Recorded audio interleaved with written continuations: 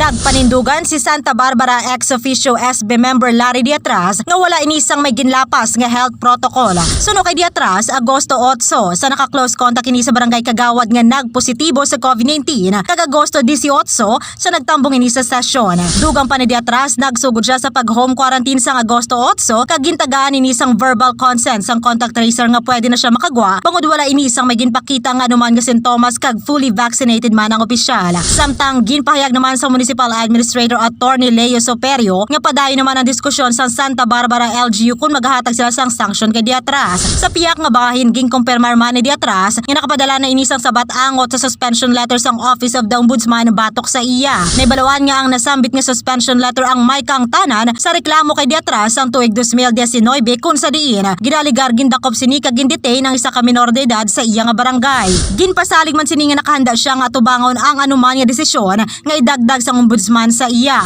Madumduman nga nakasadya sulat nga nabato ni SB member Diatras nga magalawig ang iya suspension tubtob 3 ka bulan.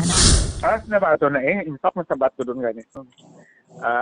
I do respect ang decision ng ombudsman kay technically basi dito sila nag-base sa very technical nga pag-handle sang kabataan. Kaya mga kabataan very tama kasilan.